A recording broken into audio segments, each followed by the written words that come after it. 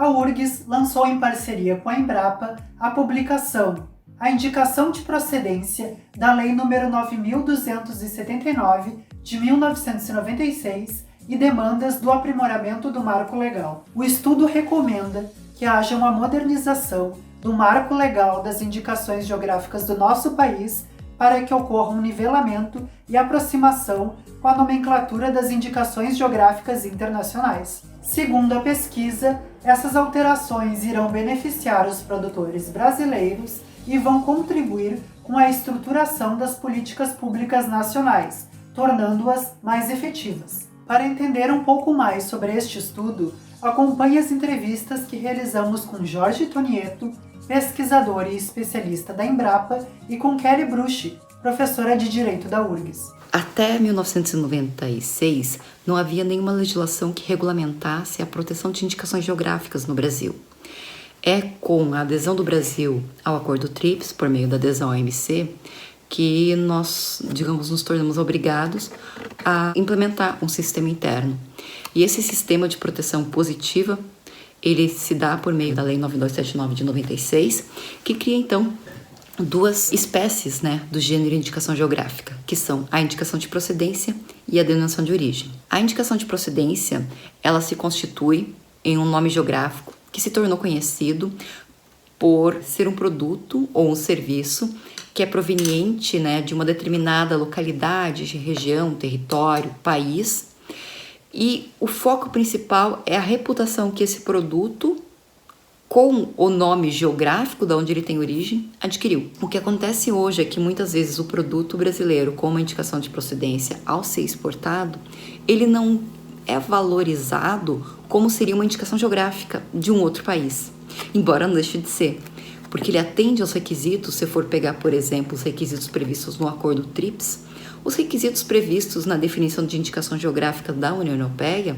a indicação geográfica brasileira, na modalidade de indicação de procedência, pela análise que nós fizemos, atendem a todos os requisitos, mas ela chega lá fora por causa da nomenclatura desvalorizada.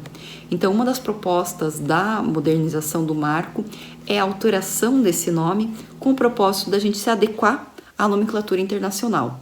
A outra questão é que nós, em regra, apenas reconhecemos a indicação de procedência em face da sua reputação, sendo que em outros países, qualidades ou outras características também são elementos ensejadores dessa proteção e, portanto, nós, de certa forma, estamos tolhindo os produtores em possibilidades que os produtores de outros países têm.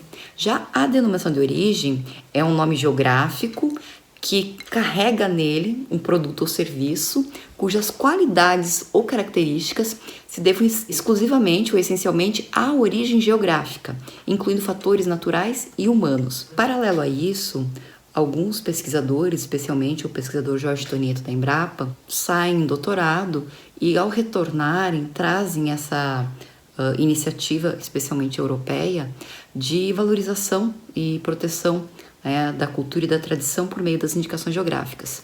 Então, a partir da existência da lei e dos projetos que são desenvolvidos por esses pesquisadores, passa-se a trabalhar na verificação da possibilidade de se proteger, então, indicações geográficas.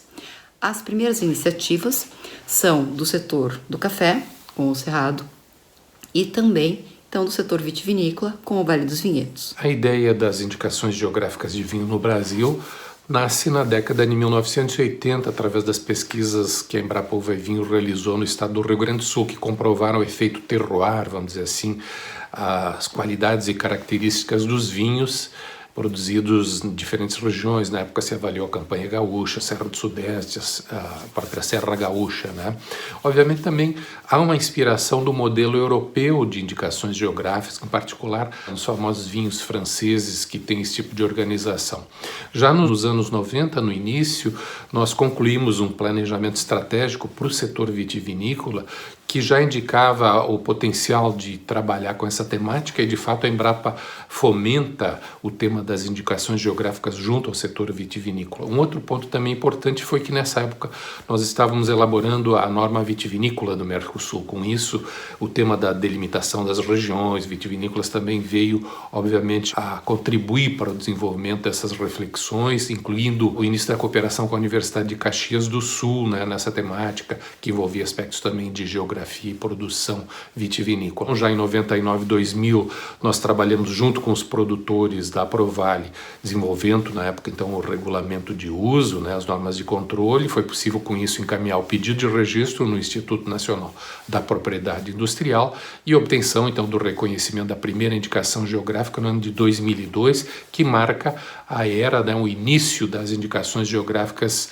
no Brasil. A estruturação de indicações geográficas, por envolver a interação do produto com o território e a complexidade que o território tem, a própria produção nesse território, sem dúvida é um tema de complexidade, né?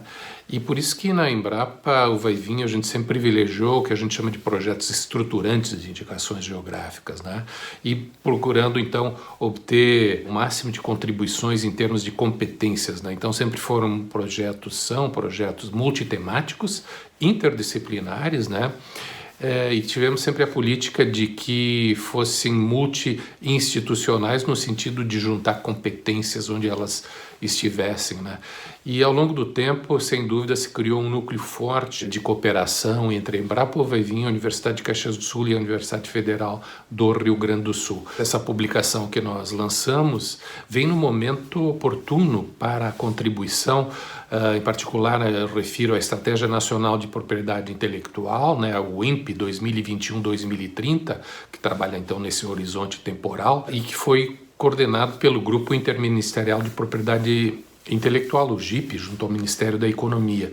E o EMP identificou diversas oportunidades e desafios para o tema das indicações geográficas no Brasil, sinalizando então a necessidade de modernização do marco legal de indicações geográficas, visando então robustecer a legislação, né? E no plano internacional, a necessidade de harmonização em nível internacional. Em particular, aqui eu destaco no trabalho a ênfase que a gente deu no sentido de alinhar o conceito de indicações geográficas ao utilizado na Organização Mundial de Comércio, né? Criando então equidade para os brasileiros na obtenção do registro de indicações geográficas, né, para os produtos brasileiros, possibilitando dessa forma a inserção do Brasil no sistema global de propriedade intelectual e, obviamente, promovendo a internacionalização, esse potencial que o Brasil tem, né? Internacionalização das indicações geográficas brasileiras e a inserção nas cadeias globais de valor do agronegócio internacional. Em suma, essa publicação é uma contribuição para criar mais oportunidades para os produtores, né? Possibilitar a agregação de valor aos produtos e, certamente, a condição melhor de competitividade para o Brasil nessa temática.